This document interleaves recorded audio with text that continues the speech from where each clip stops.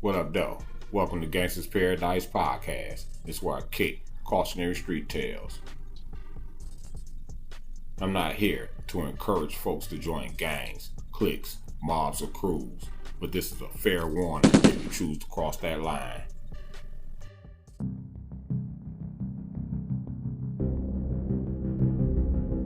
Welcome to Gangsta's Paradise Podcast. Glad to be back with you all, coming live from Studio G.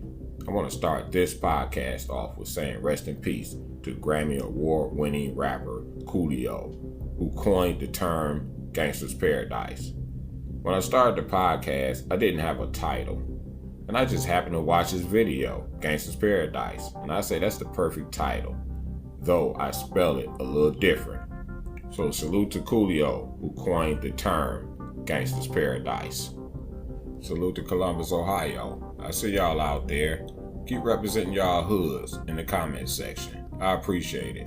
And salute to the state of Ohio. Thank y'all for checking out GP. It's where I kick cautionary street tales. This is a fair warning if you choose to cross that line. You sign a contract with the streets.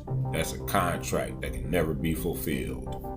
My YouTube audience can go to Spotify, Castbox.fm, Anchor.fm, Amazon Music, and most major podcast platforms and subscribe. I put out more content on those platforms than I actually do on YouTube, so you all can go over there and subscribe to most major podcast platforms.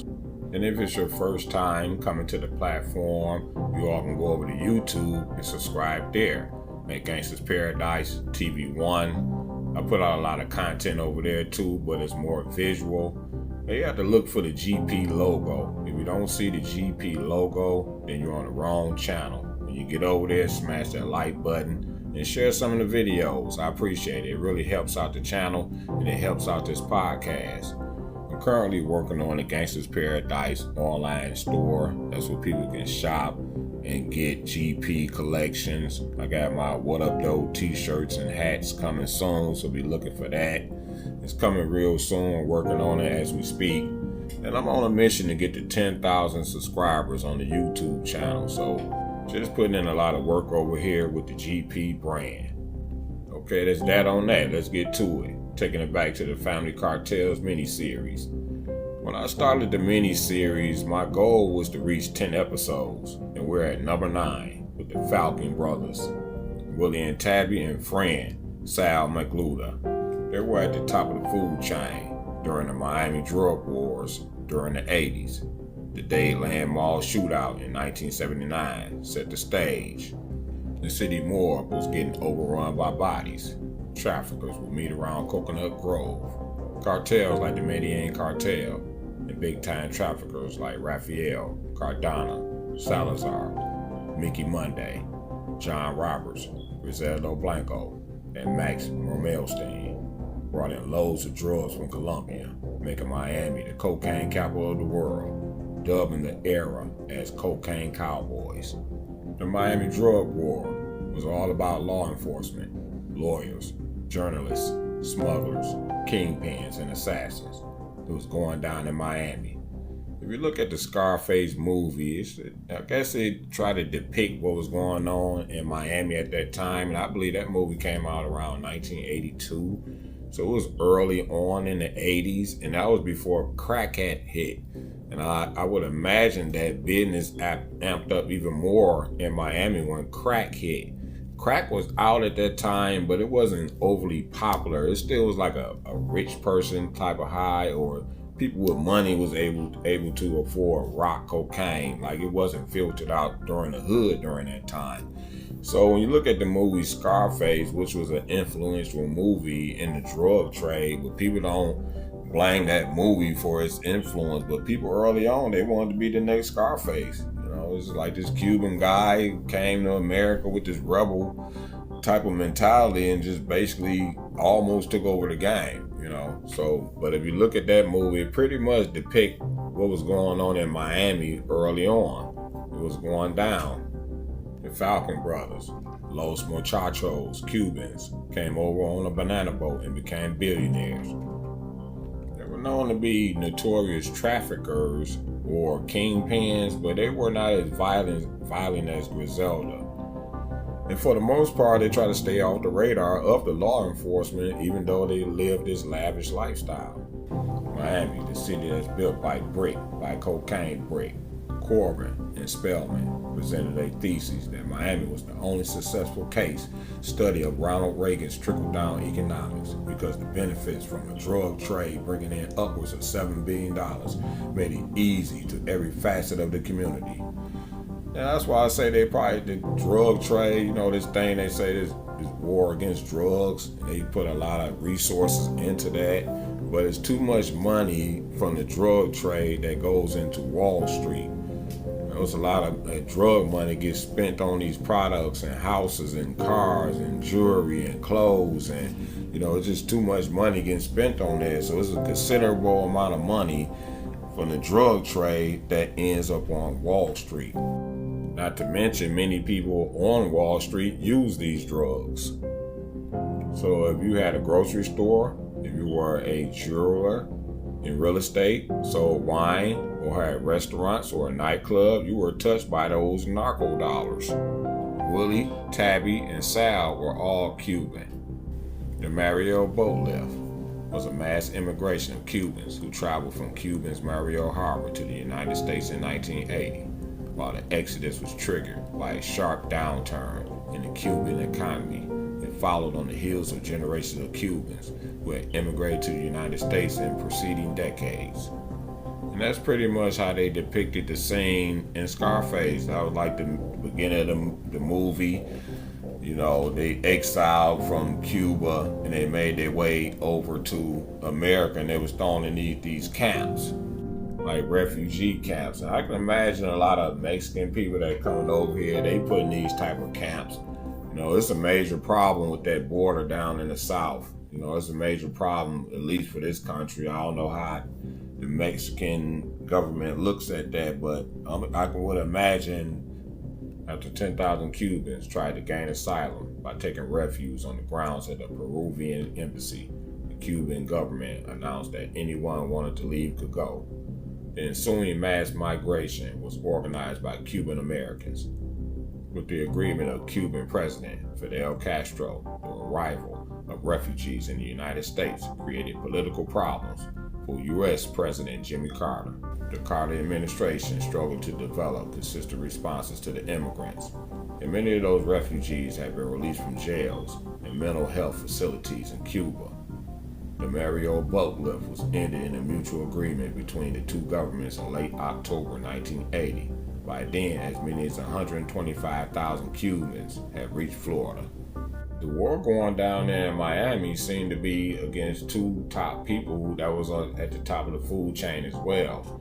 You had the Medellin cartel, which was Pablo Escobar's camp, which was in the hands of Blanco. I guess she was the face of the Medellin cartel in Miami. On the other side, you had Luis Papo Mejia.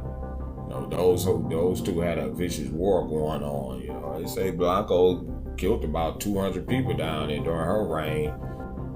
Willie and Sal controlled the largest cocaine smuggling organization on the East Coast, one of the top 5 in the world. A massive assemblage of planes and boats that funneled coke from the Colombian cartels in Medellin and Cali to the streets of Miami, New York, D.C., Charleston, South Carolina, and dozens of other cities across the United States. Miami was a hub for cocaine. That was well known, at least up in the Midwest. Everybody had to make that voyage to Miami. So essentially you had would-be dealers or kingpins, flocking to Miami looking for these connections. In the midst of this drug war that's going on in Miami, the place to be was the Mutiny Hotel. The hotel is located on Sailboat Bay in Coconut Grove. The place will be filled with cops, hitmen, mercenaries, spies, and kingpins. A lot of deals was getting made in that place, a lot of contracts. Even pilots would come there looking for jobs from kingpins. Willie, Sal, and Tabby were kings of the trap, dealing with rogue CIA agents. Even the president of Panama, when they removed Noriega, they replaced him with a guy named Endara. And before he became president, he helped Willie and Sal set up bank accounts with Dummy Corporation where they laundered their ill-gotten funds. At least that's what's reported. And while he was working as a lawyer. And eventually he got caught up in the rackets when it came to drugs and he was removed from being president. These guys inspired the old school show Miami Vice. Who remember Miami Vice out there? This is Gangsta's Paradise Podcast. Subscribe, like, share. Welcome to the Gangsta's Paradise Nation. Thank y'all for coming along for this ride. That's why I kick cautionary street tales. This is a fair warning if you choose to cross that line. Again, make sure y'all smash that like button, share this video, share this podcast, subscribe. Make sure y'all click the notification button. That way you can get notified whenever I drop a podcast. I appreciate that, nation. One love. It's reported that the brothers and Sal set up shop in California and had it going on out there. In the Miami area, the guys would pay up to $10,000 a month to stash cocaine at various stash houses. One of the houses got busted and found over 3,000 kilos. They were into boat racing. They owned a boat racing team, and that was one of their biggest passion, to be on that water and racing those boats. They lived a lavish lifestyle, so they had a fleet of boats, planes, you name it. These guys were worth billions of dollars, so a boat is nothing to them. The Cocaine Cowboy era of the 1980s, it was going down in Miami, aka Magic City. They got the name Magic City for its rapid growth at a particular time in their history. It's mostly comprised of whites, including white Hispanics, African Americans or blacks, non-Hispanic whites, Asians, and others. It's a melting pot down there. You got the beaches over there. You can let the top down. You get a lot of hurricanes or some weather that resembles some tropical storms and things like that. That can happen down there in Miami. As a matter of fact, Florida was just hit with a hurricane just on today. A lot of people lost their property and livelihoods, and a lot of people passed away during this storm. So mad prayers to the people out there in Florida that got hit by this storm, this latest hurricane. It was sort of massive. I believe it was a Category 4. This is Sunshine State. It hardly get cold down there. A lot of people retire down in that area of Miami. It's an eventful city. Around 1991, the party came to an end for Sal and Willie and Tabby, where they were slapped with an indictment. They slapped these guys with so many charges. By 1996, these guys were acquitted of all those charges. But it was a scandal surrounding their acquittal, whereas they say they bribed some jury members and they bribed some witnesses, and a few witnesses came up missing from this trial. But later on, those guys were brought back to trial in 2003, and Willie pleaded guilty, whereas Sal pleaded not guilty. So he tried to fight his trial, his case. They had money laundering charges, all kind of charges. But Willie pleaded guilty. But Tabby, he ran on the run. He went on the lam. He went on the run for about 26 years from that indictment. They caught him much later in 2017, but that guy was on the run for a mighty long time. Willie got some time in jail. He was released in 2017, whereas Sal, he got found guilty in all his charges and was sentenced to over 200 years in prison. So essentially, he might be spending the rest of his time in prison, the rest of his life in prison.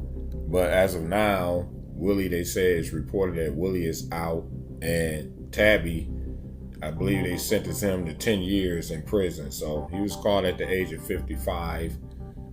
He had to spend the next 10 years in prison, which they caught him a few years ago. And that was the end of the Cocaine Cowboys era. That was the end of the Falcon Brothers and Sal. This is Gangsta's Paradise, Family Cartels 9. Subscribe, like this video, like this podcast, share this podcast. I appreciate it. You know what I always say, keep your head up and stay positive.